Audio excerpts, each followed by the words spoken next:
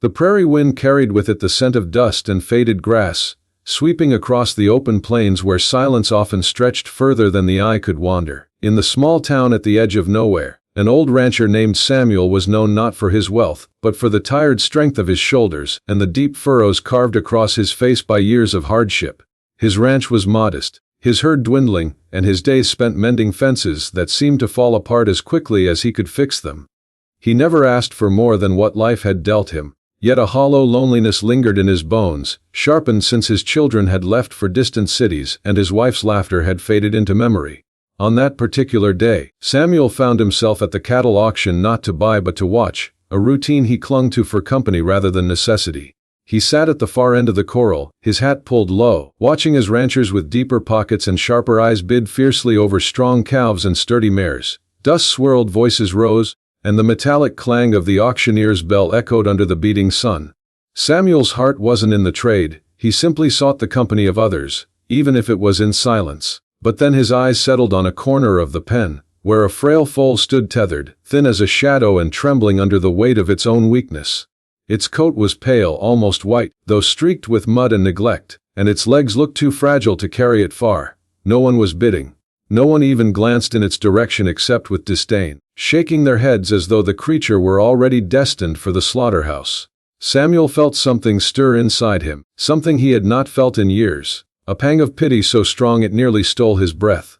The foal lifted its head just enough for their eyes to meet, and in that instant Samuel felt a strange pull, as though the animal were silently pleading with him. Against reason, against the logic of an old man who barely had enough feed for his own cattle. Samuel raised his hand. The auctioneer faltered, almost surprised that anyone would bid on such a creature, then slammed the gavel and called the foal sold.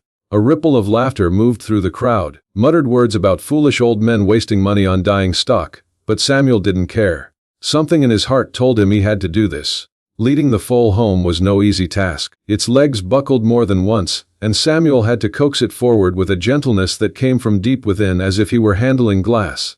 The ranch dog trotted beside them curiously, ears perked, tail cautious. The journey stretched longer than it should have, but finally they reached the worn wooden gates of his ranch, where the evening sun painted the sky in colors of fire and sorrow. Samuel set the foal in the old barn, spreading hay thicker than usual, fetching warm water and what scraps of feed he could spare. He whispered to it as though speaking to a child, his voice low and soothing. The foal's ears twitched, its eyes fluttered closed, and for the first time in a long while Samuel felt a quiet sense of purpose settling over him. Yet as he blew out the lantern that night, and looked back at the fragile creature lying in the straw, he could not shake the flicker of something strange he thought he had seen when the foal's eyes had caught the lamplight. A shimmer, faint and fleeting, like a hidden spark. Samuel told himself it was nothing but tired eyes playing tricks in the dark. But in the depths of the night, under the hush of wind and the distant call of coyotes, the foal stirred. And for a heartbeat its pale coat seemed to glow softly, as though carrying a secret not meant for this world. The days that followed were filled with doubt and backbreaking care. Samuel rose before dawn, his hands rough with age but steady as he mixed feed with warm mash, coaxing the weak foal to eat. At first the animal resisted, its head drooping, its legs trembling so badly he feared each breath would be its last. But Samuel persisted, whispering encouragement the way he once had to his children when they were small and frightened of storms. Slowly, the foal began to respond, its eyes gaining a faint spark of life, its body filling out with each sunrise.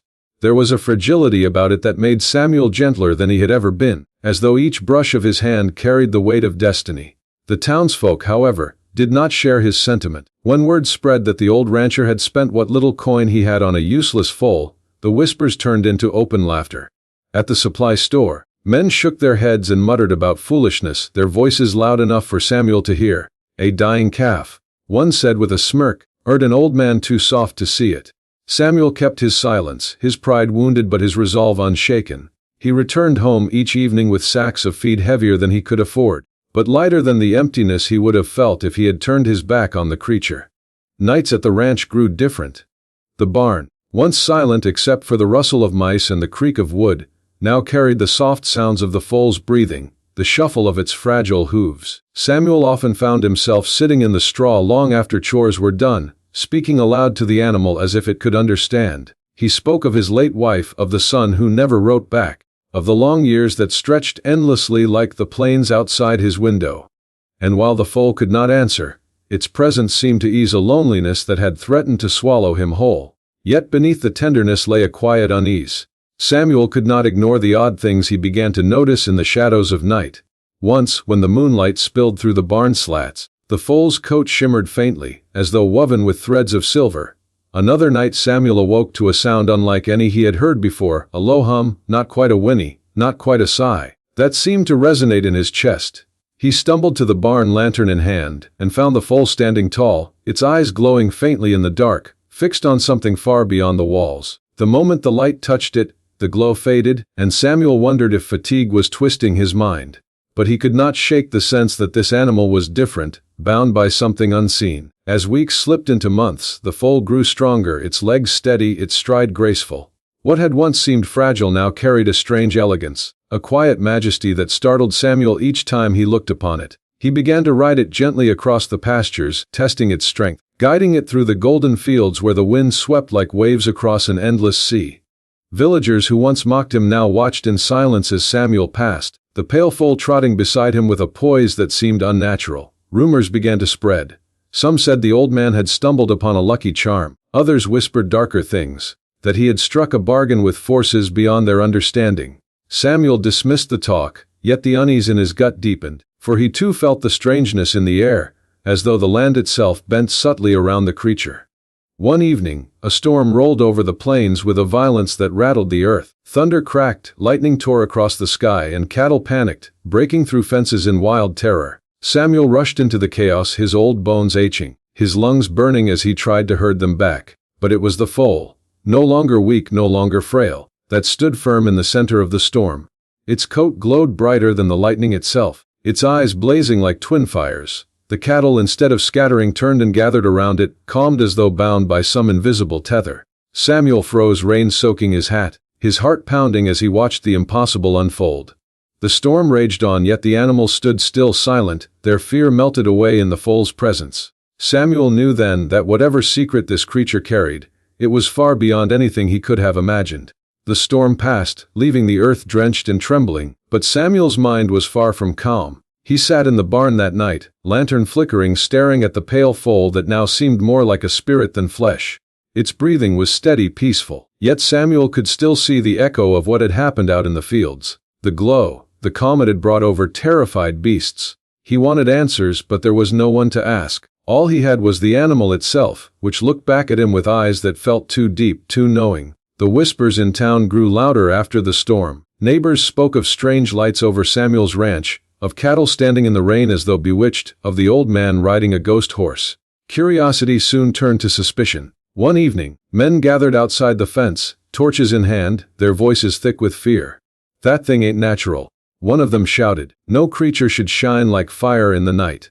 Samuel stepped onto the porch, rifle across his arm, his eyes hard but wary. He had lived long enough to know the way fear could twist into violence. "Leave us be," he called, his voice steady though his heart trembled. "This foal's harmed no one."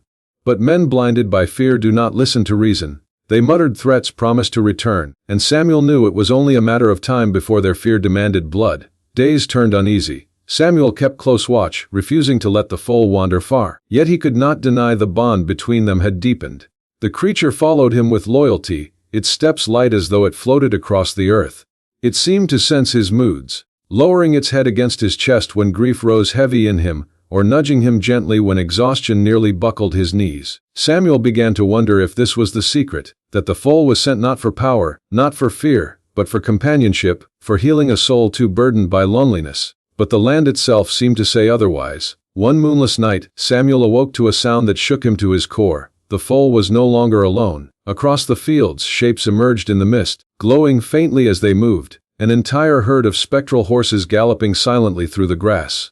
Their bodies shimmered like silver fire, their manes trailing light, their hooves leaving sparks that faded into the dark. The foal raised its head, its glow intensifying, and let out a cry that was both haunting and beautiful. The herd answered, their voices echoing like thunder in a canyon, a chorus that rattled Samuel's bones and lifted his soul. He stood at the fence, frozen, his breath caught between awe and terror. He had heard legends when he was young, whispers of the spirit herd, ghostly horses that roamed the plains, guardians of the land. seen only by those marked by destiny, and now he knew. The foal he had bought out of pity was not ordinary.